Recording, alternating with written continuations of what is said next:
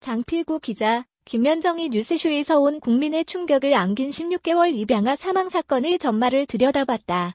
13일 CBS 표준 FM 김현정의 뉴스쇼는 뉴스연구소, 시진핑 방한 나영희, 가명, 이사, 김정훈, 김준일, 월간 유인태, 김경수 판결 취응 갈등, 유인태의 달의 민심, 차기 대선 주자 여성 후보 당위론, 배종찬, 화제 인터뷰, 아코디언 세계 1위는 어떻게 연주할까, 김지연 등의 주제로 진행됐다. 16개월 아기, 차라리 파양시켰더라면 이라는 주제로 해당 사건을 취재한 박선영 김현정의 뉴스쇼 PD와 인터뷰를 진행했다. 박선영, 김현정의 뉴스쇼 PD는 숨진 아이는 올해 1월 지금의 부모에게 입양이 됐다. 아이 부모는 친딸에게 같은 성별의 동생을 만들어주고 싶어서 입양을 했다. 이렇게 이유를 설명하고 있는데 최근 논란이 된 입양가족 소개 프로그램 EBS 입양가족 특집 다큐멘터리 어느 평범한 가족에도 부모, 친딸, 그리고 숨진 아이가 모두 등장하고 있다는 것도 알 수 있다고 포문을 열었다. 지난 5월 아이의 몸에서 긁힌 상처와 멍을 발견한 어린이집에서 아동보호 전문기관에 처음으로 아동학대 의심 신고를 했다면서 제보자의 목소리를 전하기도 했다. 제보자 A씨는 그 자리에서 아이 상태 보고 신고 자체가 멍보다는 긁힘이 더 많아서 아토피 쪽에 좀 더 초점이 맞춰졌었고 분명히 의심이 되는데 명확하게 뭐 행위가 이거라고 하면 당연히 분리를 했다. 그런데 너무 당당하고 너무 태연했기 때문에 보호자는 그래서 이걸 사건회의를 요청해서 수사의뢰를 바로 했었다고 말했다. 박 PD는 첫 번째 신고 이후에 최초 신고자와 아동보호 전문기관은 계속해서 아이의 상태를 주시를 했다. 다만 정확히 학대를 했다는 정황을 입증할 수가 없어서 신고를 할 수 없었는데 모니터링을 하던 중에 부모가 아이를 차 안에 방치하고 있다는 것을 발견하게 된다.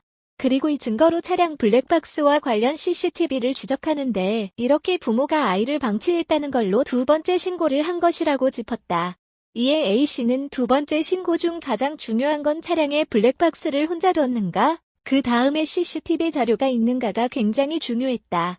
그래서 경찰에 수차례 요청을 했다. 증거가 사라질 수 있으니 빨리 가달라고 했으나 경찰이 되게 미온적으로 반응을 했다고 당시 상황을 전했다.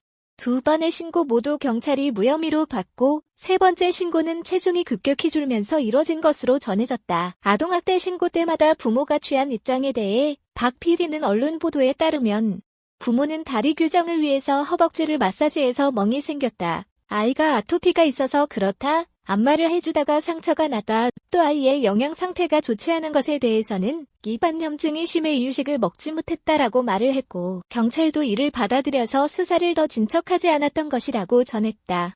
또한 부모가 이렇게 주장을 하더라도 아동보호 전문기관이나 경찰 측에서 적극적으로 아이 상태를 확인하거나 조사했다면 적어도 지금의 비극은 막을 수 있었겠다. 특히나 이 사건 같은 경우 학대 의심 상황이 각기 다른 사람에 의해서 여러 차례 제기가 됐음에도 허술하게 처리된 점은 좀 화가 나기까지 한다. 누구든 좀 더 적극적으로 개입했다면 막을 수 있는 사건이었다는데 제보자도 안타까움을 표했다고 말했다.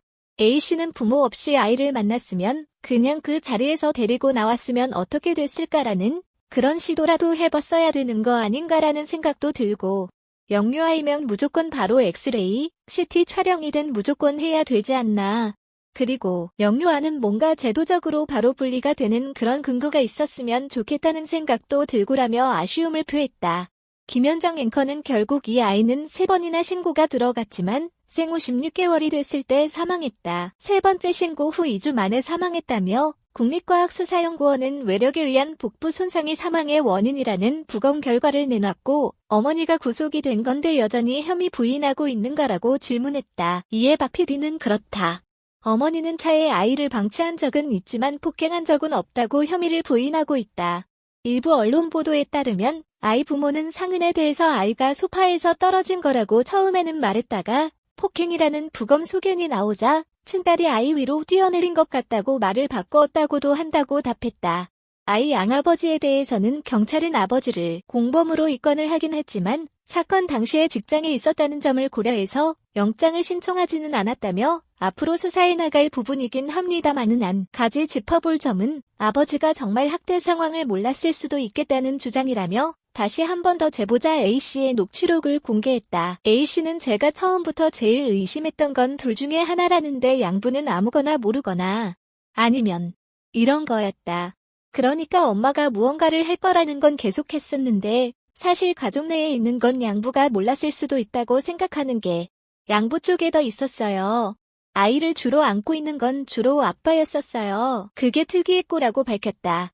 아울러 A씨는 꼭 전해달라는 말이 있다면서 충분하게 입양 부모 면접을 안 했다.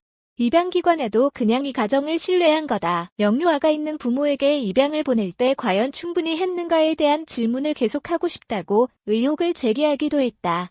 박 PD는 또 제보자 A씨가 그리고 또 하나 좀 전달해 주신 말씀은 입양 후에 면밀한 모니터링이 필요하고 설사 아동학대 신고가 한 번이라도 있거나 혹은 추후라도 부모의 자제를 의심케 하는 정황이 발생되면 즉시 분리 조치가 이루어질 수 있는 그런 제도가 좀 정비됐으면 한다라고도 말씀 주셨다고 전달했다. 김 앵커는 16개월 영아 사망 사건. 아직 결론이 난 건 아니지만 참 여러 가지로 허점이 많고 수상한 점이 많았다. 저희 취재 결과 그런 결과 낼 수 있었다고 정리했다.